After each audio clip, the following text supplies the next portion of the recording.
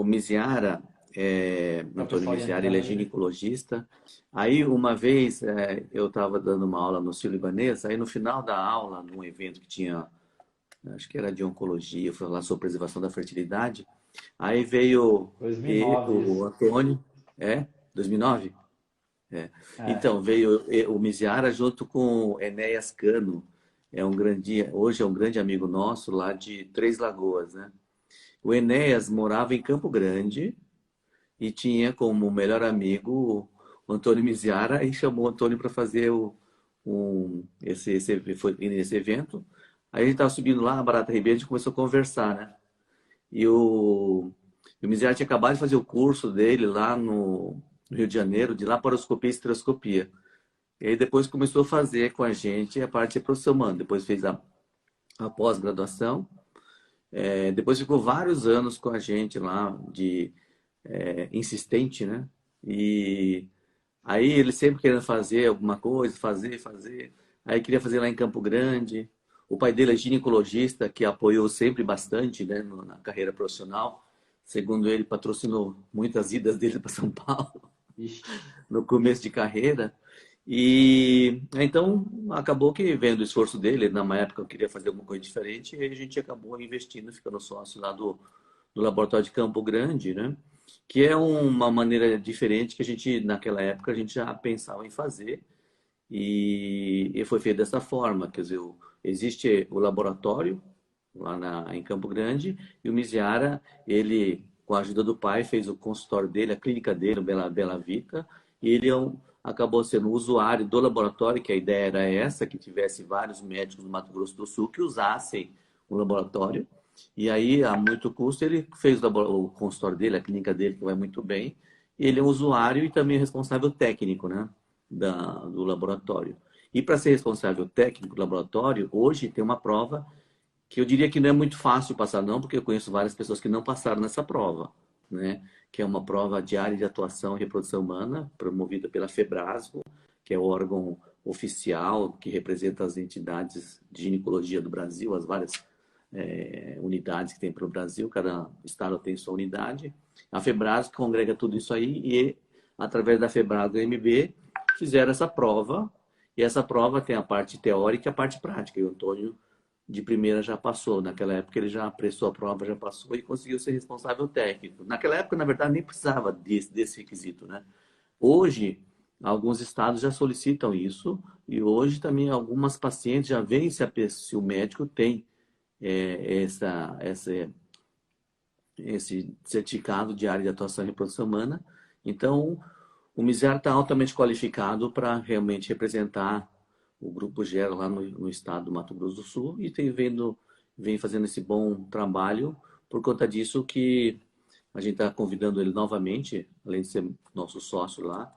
Eu sei que ele tem o carisma e a inteligência e a capacidade médica e um ótimo relacionamento médico-paciente, e por causa disso que ele vai muito bem. Então, por causa disso que chamei-o para a gente falar sobre uma coisa que é muito prevalente, as dúvidas, né? As dúvidas que as mulheres perguntam bastante. Muito. Então, Miziara, quiser falar alguma coisa, antes de eu te sabatinar aqui, perguntar um monte de coisa para você, pode falar alguma coisa. Acho que podemos começar aí, não. Acho que a gente da outra vez acabou falando um pouquinho, né, Hum? como nós nos conhecemos. E eu acho que vamos falar aí do que interessa aí, que o Não, pessoal mas tá ansioso aí hoje deve para ser outro pessoal que entrou outro aí. público, né? É, né? Então, é, não é? É, Hoje todos, em dia né? tem tanta live que acho que a pessoa fica difícil escolher em qual vai ver. Depois talvez alguns consigam ver essa live depois de outra forma, né? Vai Que ficar vai ficar aí gravado, no né? ar aí, vai ficar gravado, né? Então dá para ver. Então a primeira pergunta que é muito comum que as pacientes fazem, que as pacientes fazem para a gente, né? E a diferença é se inseminação é a mesma coisa que fertilização, é o mesmo tipo de tratamento. Isso é uma dúvida muito comum. E aí? É verdade, é uma dúvida bem comum, principalmente para quem ainda não procurou, né? Que está tentando engravidar e nunca procurou nenhum atendimento e acaba achando que é o mesmo tratamento. E tem uma diferença enorme, né, das duas coisas. Então, vamos explicar rapidamente. A inseminação ela é um tratamento de baixa complexidade, nós não precisamos de muita, né, tecnologia de laboratório, né? Em qualquer cidade é possível montar um laboratório básico para fazer baixa complexidade, fazer inseminação. Então, a gente não precisa de uma grande estrutura como nós temos aqui, né, em Campo Grande, no laboratório de FIV. E nesse tipo de tratamento, na inseminação intrauterina, nós precisamos que muitas coisas da natureza aconteçam, né? Diferente na FIV, que nós pulamos várias etapas. Então, na inseminação, é um tratamento de baixa complexidade, que nós estimulamos a paciente para ela ovular, né? É possível fazer também sem estímulo, mas a maioria dos tratamentos nós fazemos com estímulo. E fazemos ela ovular, e no dia que ela está ovulando, o marido vai, colhe o sêmen, né, nesse laboratório, de baixa complexidade, sem nenhuma estrutura muito complexa, e esse sêmen vai ser processado. Com esse processamento nós conseguimos aí melhorar um pouco a qualidade desse sêmen, e nós depositamos com catéter esses espermatozoides na cavidade uterina, e aí, daí para frente, a natureza tem que agir. Então a trompa tem que pegar o óvulo, tem que chegar até nesse óvulo, fertilizar o óvulo, e depois que esse embrião foi fertilizado, a tuba tem que ter a capacidade de levar esse embrião até o útero para ele implantar. Então, é um tratamento que a gente consegue aí taxas de gravidez não muito alta, diria aí de 10 a 15%, dependendo do fator, essas taxas são ainda menores. Então, num caso bom, a gente consegue aí de 10 a 15%. E basicamente são pacientes que têm tempo para insistir num tratamento desse e que não tem nada muito importante. Então precisa ter, o ideal é que tenha as duas trompas boas, que nós não conseguimos escolher o lado que ela vai ovular, então a gente não consegue fazer isso e nem colocar o espermatozoide para ele ir para uma trompa ou para outra. Então o ideal é que ela tenha as duas trompas normais. De preferência não tenha fator masculino ou um fator masculino leve, que esse processamento consegue resolver. Já na fertilização in vitro, aí sim nós usamos a tecnologia a nosso favor. Precisa de um laboratório que depende de muitas autorizações, né, da vigilância, dá muito trabalho para você montar, tem um custo elevadíssimo, e nesse tipo de tratamento, nós, diferente da inseminação, nós já colocamos o embrião pronto na cavidade uterina. Então, nós fazemos um estímulo para a mulher. Nesse estímulo, normalmente, é com doses mais elevadas de medicação. Então, basicamente, a mulher, ela ovula de um óvulo só todo mês. Então, ela faz um recrutamento. Quem tem uma reserva ovariana normal recruta entre 10 a 15 folículos, mais ou menos. E num ciclo natural, um só desse folículo vai ovular e ela vai ter essa chance de engravidar. Na fertilização in vitro, nós estimulamos todos esses folículos recrutados ao mesmo tempo, para que no final desse ciclo ela tenha a maior quantidade possível de óvulos, tá? Então, esses óvulos são aspirados, né, num centro cirúrgico especializado, guiado por ultrassom. Então, a gente faz esse estímulo. No dia X, a gente faz o remedinho para ovular. 36 horas depois, vai para o centro cirúrgico, coleta esses óvulos guiado por ultrassom, uma sedação, é uma anestesia geral sobre máscara, um procedimento tecnicamente sem muita dificuldade, dura média 20 a 30 minutos, e a paciente fica ali no máximo 2 horinhas, já está em casa logo depois. Coletar esses óvulos, o marido, no mesmo momento que a paciente está colhendo os óvulos, ele está colhendo sêmen, né, por masturbação mesmo. Naqueles casos de que não tem um fator masculino muito grave, alguns casais, por exemplo, que o homem não tem espermatozoide no ejaculado, esse espermatozoide tem que ser coletado direto do testículo ou do epidídimo, então aí a gente faz logo depois da coleta de óvulo. Mas aqueles homens que têm espermatozoide no ejaculado, eles fazem a coleta. Nós também fazemos um processamento desse sêmen, separamos os melhores espermatozoides, fazemos a fertilização, que aqui nós, em todos os casos, nós fazemos a ICSI, que é a ingestão intracitoplasmática de espermatozoide, e aí esses embriões vão evoluir dentro do laboratório até a data para ser transferido ou ser congelado. Aqui eu tenho como rotina levar todos os meus casos até blastocisto, mas é possível também congelar no segundo ou no terceiro dia, ou transferir no segundo ou no terceiro dia. Tem várias situações que a gente escolhe isso, e acho que tem para outro dia isso. Basicamente é isso. Você acha que deu para entender? E aí, 9 longos dias depois da transferência, nós vamos saber se o milagre da vida deu certo. Você estava falando aí do laboratório, né? Que o laboratório acaba sendo um investimento grande, né? Para quem, acho que a maioria das pessoas não sabe da nossa história também, essa parte do laboratório. O laboratório lá de Campo Grande é um dos mais modernos que tem, por conta de que ele foi feito para ser um laboratório. Não é uma casa que foi improvisada, foi feita para isso. Então, o laboratório tem toda a estrutura de climatização dos equipamentos, a disposição das salas. Então, foi um laboratório realmente planejado para ser um laboratório de fertilização in vitro, porque a gente pretendia fazer isso que eu falei, um laboratório de referência lá na região. Então, a gente conta com todos os equipamentos. Agora, o Tony falou esse comparativo de inseminação e fertilização. E qual que você faz mais, fertilização ou inseminação? Basicamente, a gente só faz muita fertilização in vitro. Eu nem me lembro da última inseminação. A gente faz também, mas muito, muito pouco.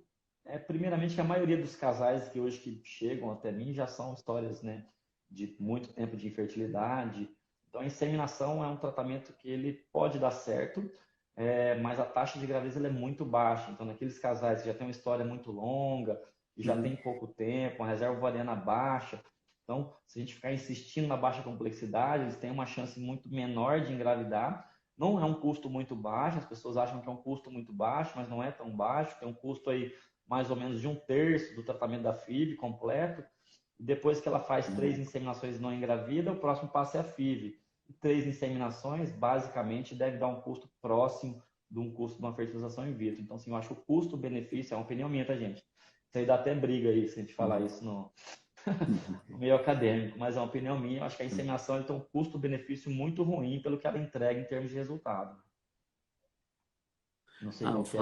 A Dani está falando aí, ó, a Dani está falando da questão do doador, né? Então, inseminação heteróloga é uma indicação de repente, ser uma inseminação e não a fertilização, né?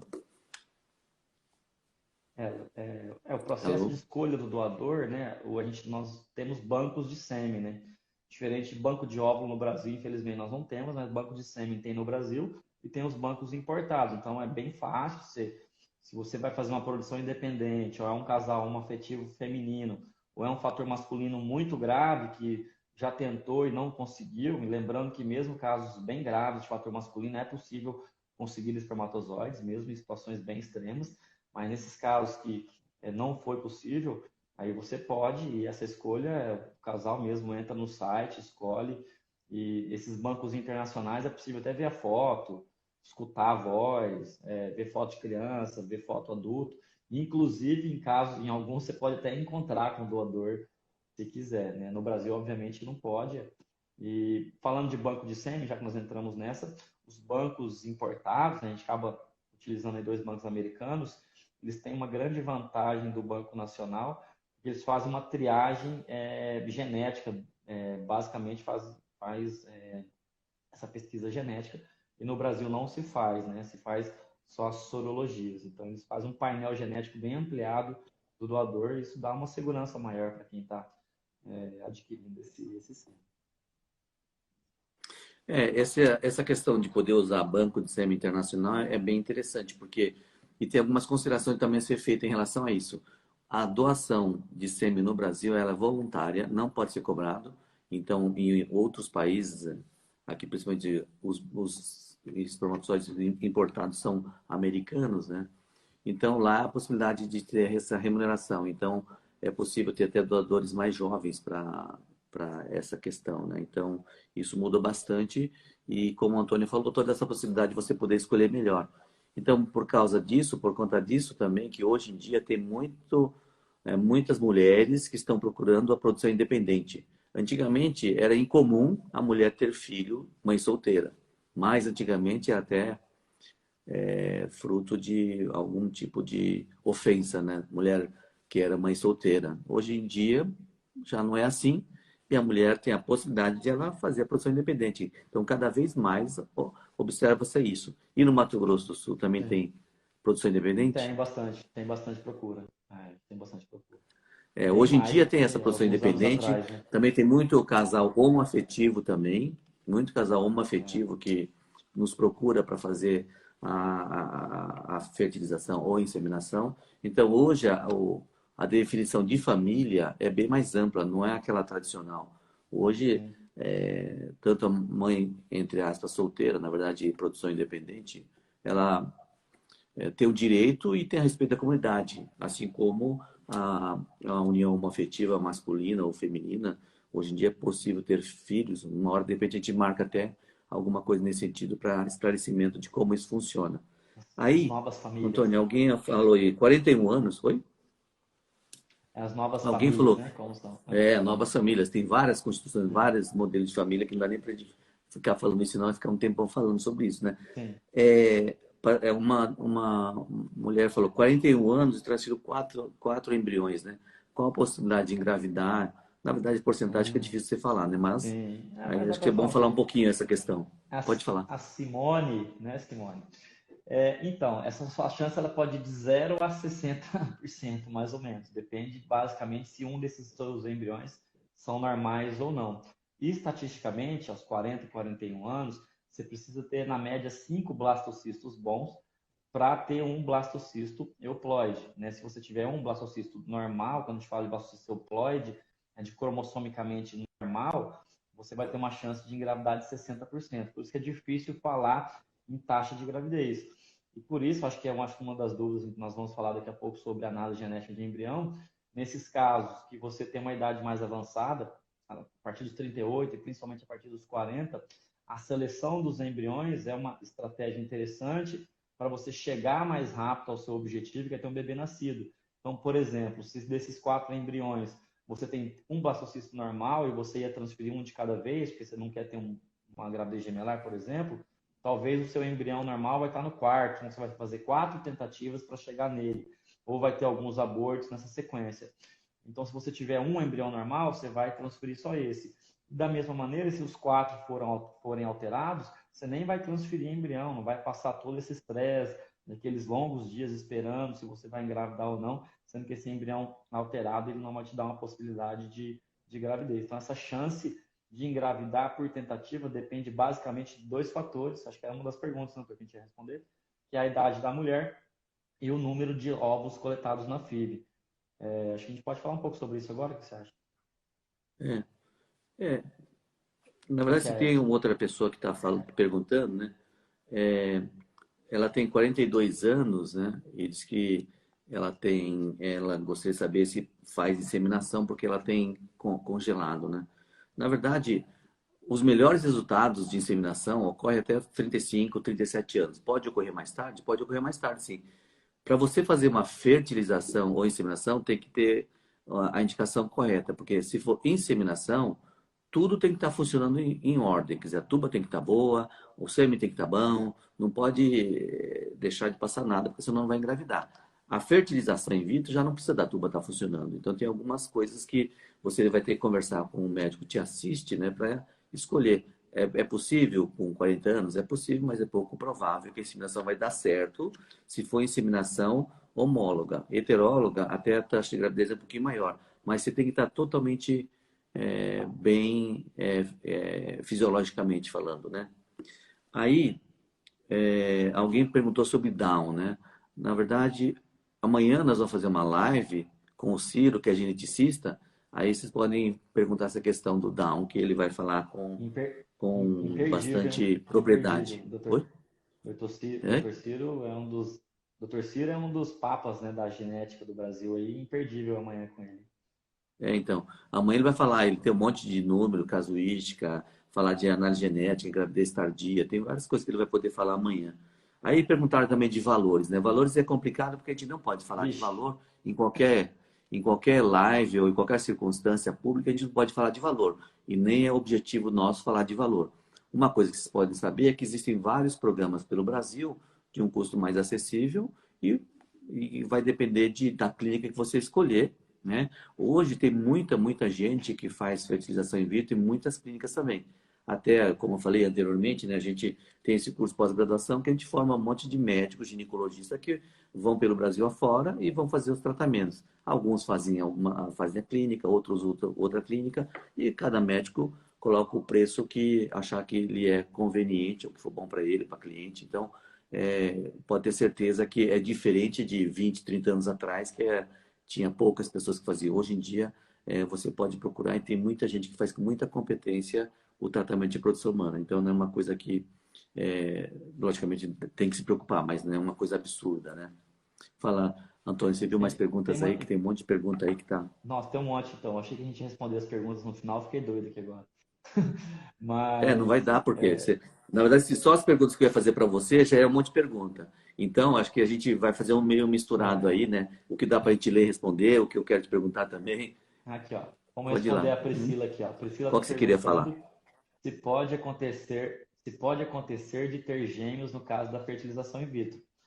É uma verdade, mas também é um mito, né? Porque todo mundo, muitos pacientes acham que todos os tratamentos de fertilização in vitro, independente, você vai sempre ter uma taxa mais alta de gemelar. Alguns anos atrás, né, principalmente quando as técnicas de análise genética de embrião, né, doutor, ainda não estavam tão estabelecidas quanto hoje, a gente transferia muito mais em embriões, né? Então, até regulamentar isso, hoje que a gente tem de regulamentação, por exemplo, a paciente até 35 anos pode transferir até 2, de 36 a 39 pode transferir até 3, e acima de 40 anos até 4 embriões. Mas isso era numa época que a gente transferia muitos embriões em estágio de clivagem, e a gente já tinha análise genética de embrião, mas não da maneira que a gente tem hoje, com uma qualidade de acurácia diagnóstica que a gente tem hoje. Então, quando você transfere mais de um embrião, com certeza você vai ter mais chance de gemelar. E essa taxa, quando você coloca, vamos botar uma paciente de 35 anos, que ela transfere 2 blastocistos, ela tem uma chance de engravidar mais ou menos aí de 60%. E se ela colocar esses 2 embriões e ela engravidar, a taxa de gemelar ela é alta, em torno de 20% nesse caso. Então, por isso que pacientes mais jovens, hoje em dia, a nossa conduta tem sido cada vez mais transferir um único blastocisto. Então, se a paciente muito nova e tem um blastocisto muito bom, mesmo que ela tenha mais blastocistos, então ela tem mais chance de engravidar com outras tentativas, a gente não precisa aumentar o risco para ela de uma gravidez gemelar, a não ser que ela queira. Então, tem a autonomia do paciente também. Então, a gente tem que discutir quanto a isso. Agora, quando você coloca um único embrião euploide, uma paciente jovem que tem mais chance, ou no embrião biopsiado, a taxa de gemelar é muito baixa, ela é mais ou menos 2%, 2, 3%. E seria aqueles os gêmeos idênticos. Então, Uhum. depende do número de embriões transferidos. Eu não transfiro mais do que 2 blastocistos. A última vez que eu transferi 3 blastos foi porque eu fui pressionado pela minha cliente, deu um trigemelar nascido, graças a Deus, com tudo bem. Então, foi a última vez para eu não fazer mais e ela tinha 43 anos. Então, assim, Vamos fazer o seguinte, eu vou responder algumas perguntas que eu estou vendo, aí eu vou responder, depois você vai ver algumas e responde na sequência, tá? Aí perguntar se pode escolher sexo, né? Se pode escolher sexo. Na verdade, assim, você tem análise genética do embrião, é possível escolher o sexo, só que a gente não pode fazer esse exame especificamente para escolher o sexo. Mas é possível sim, mas a gente não pode, volto a falar, fazer esse exame com esse objetivo. Mas tem doenças ligadas ao sexo que acaba, a gente tem que fazer o exame para ver qual que é o sexo, né? E amanhã nós vamos falar mais detalhadamente sobre isso. Depois, falar para prolactina aumentada, pode fazer inseminação? Seria bom você falar com o teu ginecologista, porque assim, prolactina aumentada, às vezes é causa de infertilidade, só você tratar para baixar a prolactina, você pode engravidar. 32 anos pode ter dificuldade para engravidar? Sim, pode ter dificuldade para engravidar, até com menos idade também. E uma coisa nessa idade que é importante fazer é você fazer uma dosagem hormônio antimileriano para ver se você tem bastante óvulos. Porque eu, hoje mesmo, atendi uma paciente online que ela, 34 anos, uma paciente de Curitiba, que talvez até esteja vendo essa live, que ela descobriu hoje, ela viu que tinha um antimileriano de 0 e alguma coisa, quer dizer, 0,26. É muito baixo. Foi uma surpresa para ela. Uma coisa que acontece, tem paciente que toma pílula anticoncepção por anos e depois para a pílula e depois não menstrua porque já menopausou, quer dizer, já não tem mais óvulo. Então, na verdade, isso também quebra o mito de achar que paciente que toma pílula economiza óvulo. Então, rapidamente estou falando isso porque tem muitas perguntas e não vai dar para responder todas. Agora o Antônio deve ter... Ah, desculpa, mais uma aqui. Quando é que vai começar a voltar a ter transferência nessa fase da pandemia? Na verdade, assim, o que a gente está podendo fazer atualmente é tratar de pacientes que precisam preservar a fertilidade porque tem câncer e também naquelas em que o atraso no tratamento pode prejudicar a paciente. Então, naquelas pacientes com baixa reserva ovariana ou com uma idade mais avançada, a gente pode fazer o tratamento dessa paciente em outras situações especiais. Quem vai individualizar isso é o médico da paciente, junto com a paciente, que vai ver se vai fazer ou não vai fazer. E o laboratório, como o laboratório de Campo Grande, está pronto para esperando o médico que vai fazer o procedimento lá no laboratório. Volto a falar, quem decide isso é o médico da paciente e a paciente que vai decidir se vai fazer agora ou não. Agora, a transferência é consenso, é orientação internacional, que a transferência deve ser postergada, por enquanto deve ser postergado, porque ainda não se sabe o que acontece nos espermatozoides, nos óvulos, nos embriões. E já foi encontrado em um trabalho, no sêmen foi encontrado o Covid-19. Se isso causará mal, ou se isso realmente foi um achado, em alguns casos isolados, a gente não sabe. Não se sabe se vai causar algum dano ao espermatozoide, algum dano ao embrião, algum dano ao óvulo. Então, por isso que é recomendado que se postergue, que adie a transferência. Quando é que vai ser? A gente não sabe para quando que vai ser. Fala, Antônio, você Ó, viu vou mais responder perguntas algumas aí? aqui. Tem Responde. bastante Tem um agora. monte de perguntas. Então, Então. vai ser assunto de amanhã, mas vamos aproveitar para Ó, responder. desculpa, Antônio, só um minutinho só. Eu não Antônio, tenho. isso, só Antônio, desculpa. Só para frisar, isso aqui não é consulta, é uma orientação geral só para ter uma ideia. Você tem que Sim, procurar ter um sim, sim, médico para sim, realmente, sim. senão vai tomar isso São como muitos verdade, porque ele está detalhes, falando em né? linhas gerais, a gente nem pode Não, fazer essa consulta dessa sim, forma. Pode falar. sim, sim, sim. Então, tem uma paciente, não dá para saber o nome, porque está meio estranho aqui. Perguntou, ela tem muito medo de ter um bebê com síndrome de Down aos 37 anos. Só para falar um pouquinho sobre estatística disso, uma mulher de 30 anos tem uma chance de 1 para 1.000, aos 35 anos, de 1 para 350, de ter um bebê nascido com síndrome de Down. Aos 37, gira em torno de 1 para 250, aos 40, 1 para 100, e aos 45, 1 para 30. Então, a idade, ela aumenta esse risco, mas não é nenhum absurdo, né? Se pensar numa chance de 1 para 250, não é uma chance muito alta que te dê medo para não fazer um tratamento de forma natural. Teve uma outra pergunta sobre o que ela precisa fazer para doar óvulos, né? Acho que a pergunta é interessante, que muitas pacientes têm interesse. Hoje está permitida a doação voluntária de óvulos. Quando eu comecei na reprodução, para doar óvulos, a paciente tinha que ter infertilidade e ter que fazer uma fertilização in vitro, e durante o tratamento desses óvulos coletados, ela poderia doar uma parte, né, metade dos óvulos. Hoje não, qualquer mulher pode doar óvulos. Até ano passado eu tive uma situação bem inusitada, um paciente que chegou e falou, não, eu quero doar óvulos. Eu perguntei, mas por que você quer doar? Não, porque eu quero, eu vi que tem um monte de mulher que precisa, e ela... Então a gente fez o tratamento, sem custo algum, obviamente, para ela, e ela doou todos os óvulos dela altruisticamente. Ela 31, acho que 30 anos, já tinha filhos. Então qualquer mulher pode doar óvulos, inclusive, não sei se a gente pode falar isso aqui, mas eu vou falar. Alguns casais com dificuldades financeiras, que tem alguém na família ou algum amigo muito próximo, com idade nova, que já teve filhos de preferência, que pode doar óvulos, trazem essas pacientes, elas doam óvulos para outros casais, e essas receptoras que recebem esses óvulos ajudam no custeio do tratamento desse casal que trouxe a doadora. Então, hoje é possível fazer isso. Não tem nenhuma ilegalidade fazer isso. A gente pode ter algumas discussões, não de legal ou ilegal, tá, gente? Porque às vezes é complicado, né? Você vai falar para alguém da sua família, sei lá, você tem uma prima lá de 25 anos, já tem 2 filhos, eu preciso fazer uma fertilização, não tenho dinheiro. Você pode doar algo para mim? Se ela falar não, você vai acabar ficando chateado com ela, talvez? Então, gera um problema quanto a isso, né, doutor? Mas a maioria dessas pacientes que conseguem essas doadoras, que vêm, é uma coisa meio espontânea, que a própria paciente que vem doar propõe para o casal, né? Fala, que ficam sabendo disso e propõe doar óvulos para ajudar. Então, é possível.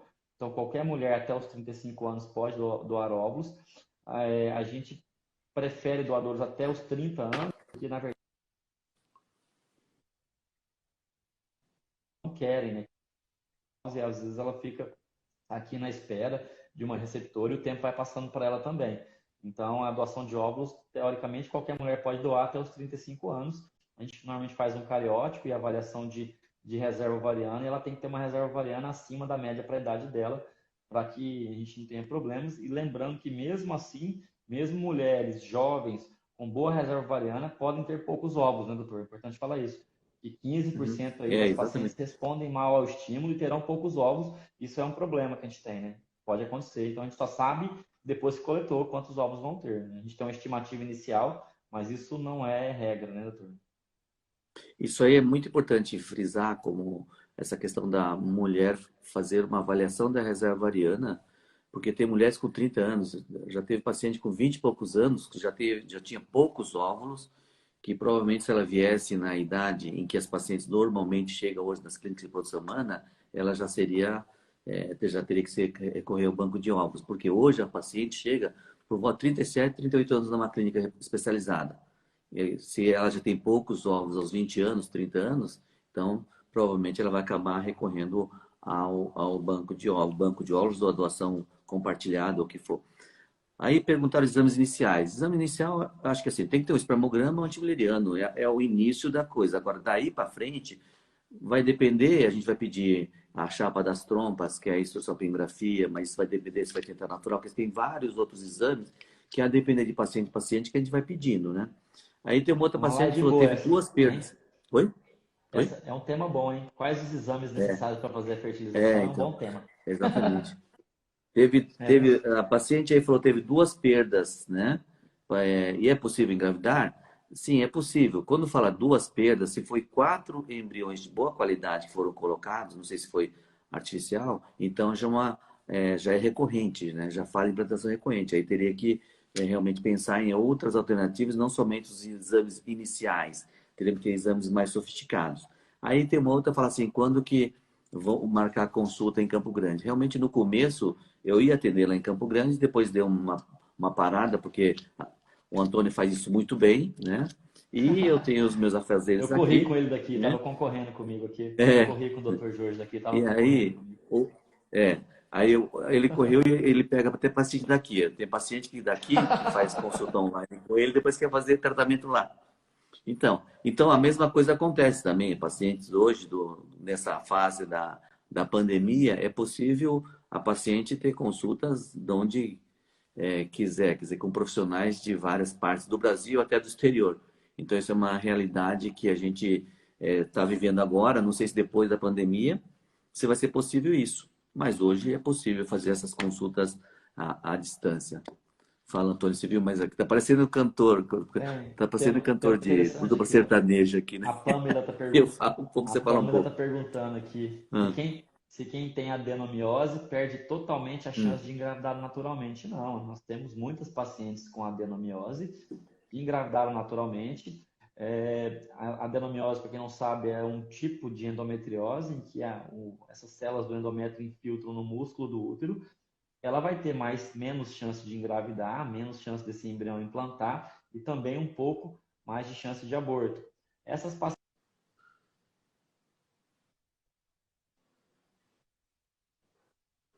e minimizar a adenomiose, que é Ixi, deu uma. fazer Deu... frisol, que é congelar todos os embriões, e depois nós fazemos um bloqueio, tá, dela, prévio, 2 a 3 meses antes, e aí sim a gente faz a transferência. Então, esse bloqueio, nós basicamente deixamos ela na menopausa durante 2 a 3 meses, para deixar o estrogênio bem baixinho, que a endometriose ela é uma doença estrogênio dependente, para que quando nós formos fazer essa transferência, mais de chance de implantar. É isso que eu acho. Quer Ô, complementar Antônio, aí, sua doutor? internet tá dando umas travadas aí. Hã? Tá? Suas internet tá dando umas travadas, as mulheres estão falando aqui. Então, aí É, alguém falou lá, o doutor Miziara é nota 1000, ele é maravilhoso, né? Ele rouba a paciente do doutor Jorge. Quer dizer, eu falei assim, para mim é uma satisfação saber que ele está indo super bem, né? Que é meu pupilo de vários anos aí. Na verdade, a gente tem várias pessoas que estão pelo Brasil, estão indo muito bem. Eu acho bacana isso, né? Eu, com a minha idade já, só estou um ancião, então eu até fico feliz da pessoa estar dando certo. Isso é uma das coisas que a gente faz no nosso curso aqui em São Paulo, justamente é isso, que é tentar fazer com que os colegas aprendam não somente a reprodução humana em si, mas também como ele lidar com as pacientes, como ele fazer o negócio dele também, porque não é muito simples, não basta saber medicina, que já é bastante, né? Que nem o Antônio, ele que toca o laboratório também, ele que administra o laboratório lá também é uma dificuldade também, é uma coisa a mais. Então, na verdade, eu fico orgulhoso dele estar tocando com muita competência o local, o laboratório. E além do que, ele tem uma pessoa que a gente tem que falar, a Clícia, né? A Clícia é o braço direito do Antônio, né? A Tem Clícia é que uma marcar uma live com excelente ela, hein, pô. profissional. Tem que marcar uma Então, live com vou ela. marcar uma. Ela sabe muito, só que ela é mais Ah. tímida do que a gente. O Antônio não é tímido, eu sou tímido, né? Ah, E é. ela tem toda uma carreira acadêmica também. Ela é mestre lá na faculdade, já tem uma maturidade profissional. Chefe E da então ela é residência super aqui de competente. ginecologia. Então, ela é super competente, mas e é mais quieta. Então, é uma pessoa também que vocês podem contar aí, fazer um merchan para ela, nem para mim, né? Mas tudo bem. Sim.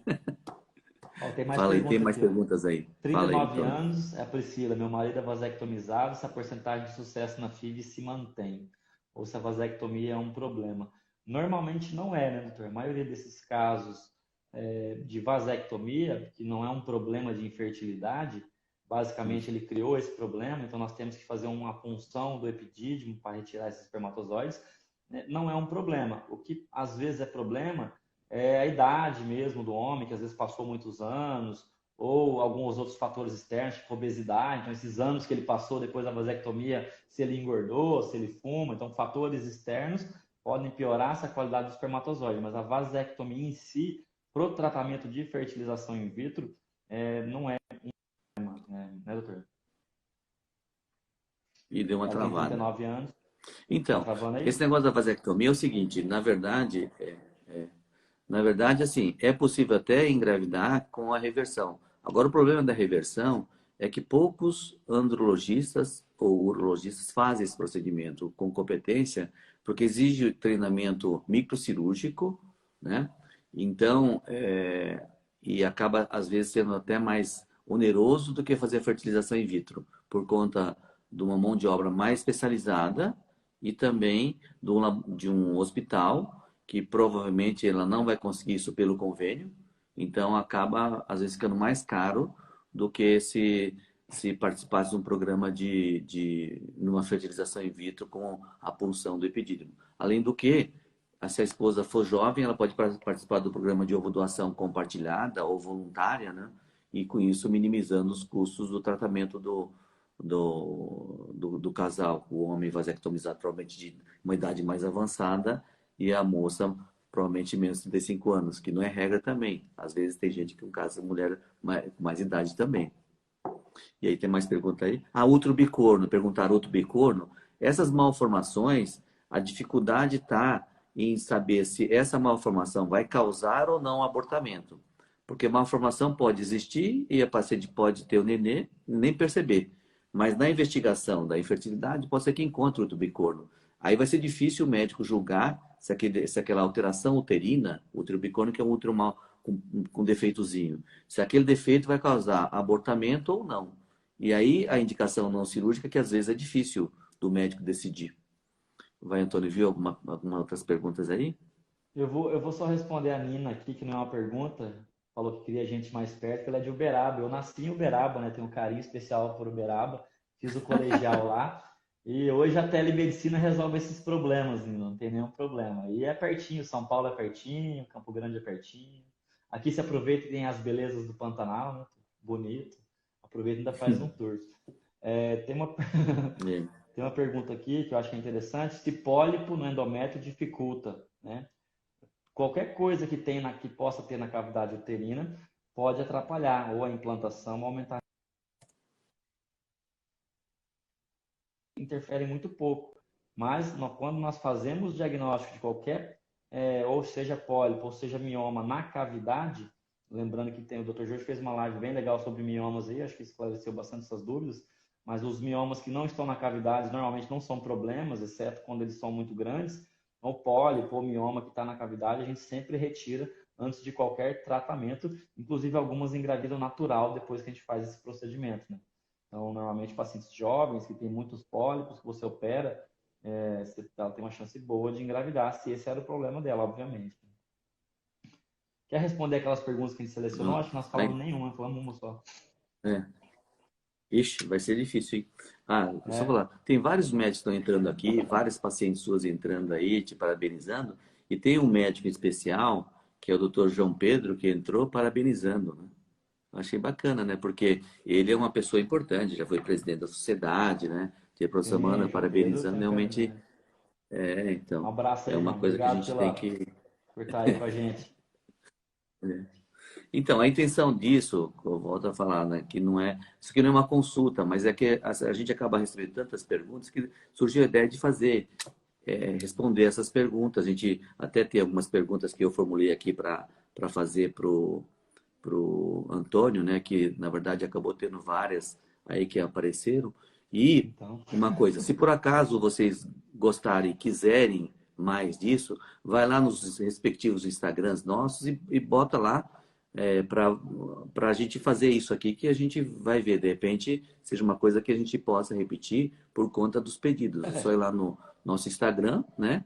E pedir que a gente, de repente, faz isso, faz um dia com a Clícia um também, prazer, né? faz aí com outras pessoas aí que a gente pode.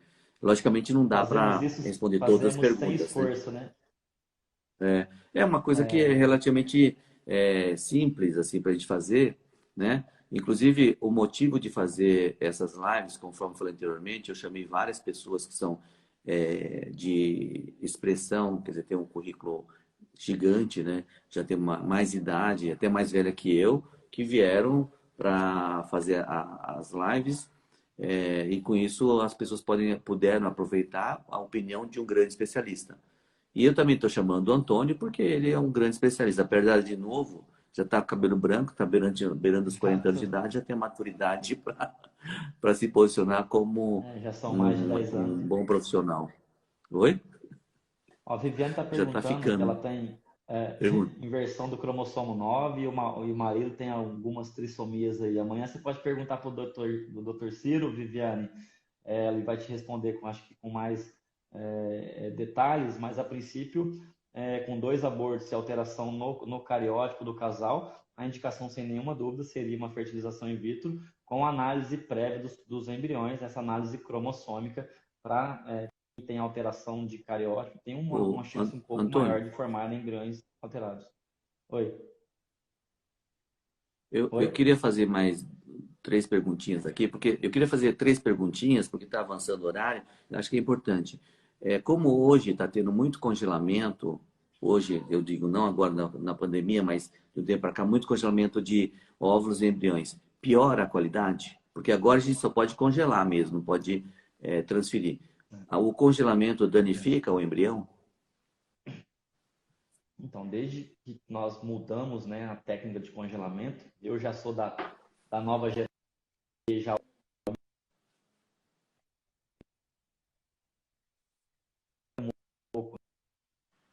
de embrião, ela é de 1 a 2%. Eu não me lembro, por exemplo, uma paciente minha que descongelou embriões e que esse embrião se degenerou. Isso pode acontecer principalmente quando os embriões são de qualidade ruim, né, doutor?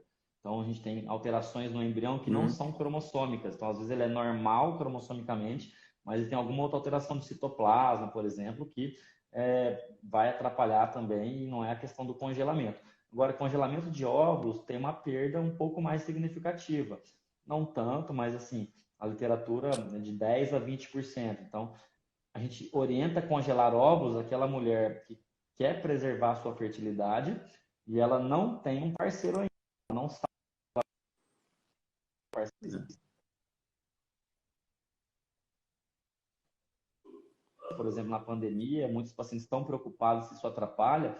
Nossa, eu tenho muita segurança em falar que não atrapalha de nenhuma maneira. Muito pelo contrário, até alguns anos atrás, começou a surgir alguns estudos falando que era melhor congelar todos os embriões, que tinha mais gravidez de transferência de embrião congelado do que de embrião a fresco.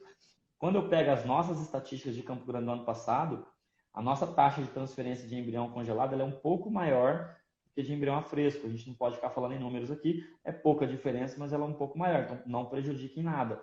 E obviamente não é certo congelar para todas. Então, frisol, né? e Mas é- não para todas. E essa questão de Então é congelamento de importante. óvulo também, viu? É importante frisar o seguinte, né? O congelamento de óvulo também é excelente. Às vezes tem essa perda que o Antônio falou, mas talvez que Ah, fosse muitas perder de vezes qualquer não forma. perde. E Muitas vezes não perde. agora, tem serviço de congelar melhor, outros piores. Agora, se você for ver, tem vários trabalhos mostrando que a taxa de gravidez de ovos descongelados é a mesma de ovos a É mesmo. fresco. Então, mostrando É, que a qualidade existe, né? Agora, duas outras perguntas. Quem pode doar óvulos? E outra é, bebê essa a nascido gente já de FIV respondeu, corre né? mais risco de ter malformação? Essas Quem duas pode últimas doar? perguntas. Oi? Quem pode doar óvulos? Nós já respondemos essa já. Fala de novo? Oi? Vou É que responder das acho que a sua internet malformações. está. A internet aí no Mato Grosso do Sul está quicando aí. Tá, eu tô ouvindo, não tá travando a minha para mim não, a sua tá travando um pouquinho às vezes, mas tudo bem. Ah, Mas é? a gente já falou É o sobre contrário. isso, sobre A minha doar não travou óvulos. nenhuma. Oi, fala. Hum.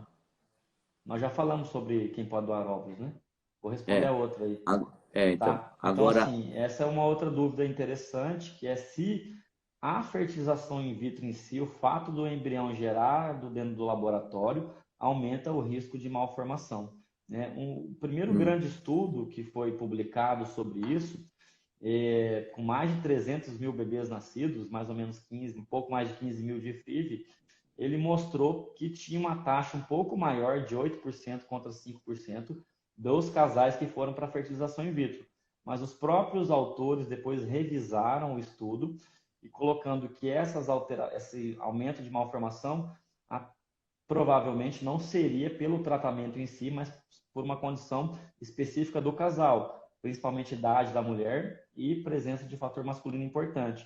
Quando eles revisaram esses dados e tiraram esses fatores, equilibrando as mulheres na mesma idade e retirando os fatores masculinos, a conclusão do estudo dos autores foi que a taxa de malformação é em torno de 4% e não muda se esse bebê foi gerado de forma natural ou se ele foi gerado pela fertilização in vitro. Então, o laboratório em si, o fato de ser feita uma fertilização e esse embrião ser gerado dentro do laboratório, não aumenta o risco de malformação. Isso a gente já tem certeza disso hoje, né? Então, a gente vai ter que encerrar porque daqui a pouco vai cair É, acho que o Instagram vai encerrar. A gente vai ter que parar. Eu estou vendo aqui, tem médicos lá de Dourados que entraram aqui. O pessoal lá em Dourados tem vários médicos, principalmente o Dr. Miziar, que dá um suporte, mas também a gente de São Paulo fica à disposição.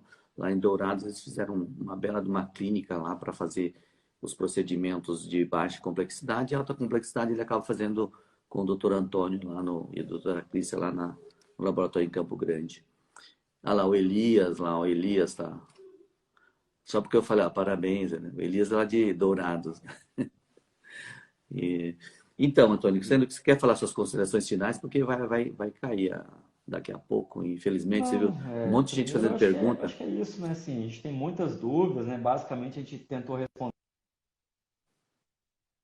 bem informal mesmo, a gente levantamos algumas perguntas, acho que nós nem conseguimos responder todas que nós fizemos, porque Não. teve as pessoas fizeram muitas perguntas, então é legal isso, se quiser programar outra vez aí para a gente poder responder. É. E nós estamos aí, né, nas redes sociais, no meu Instagram, o Instagram é da Clínica Gero, do Dr. Jorge, o da Bela Então, Vida, se por acaso pode mandar quiserem as que dúvidas. faça, manifeste lá no nosso Instagram, que a gente pode fazer um outro dia. A gente faz uma outra. É que realmente tá quase expirando aqui, que nem aquela que eu Se fiz tiver com o mais de César. 50, se tiver, hein, doutor, se tiver mais de 50 direct, a gente faz outra, né?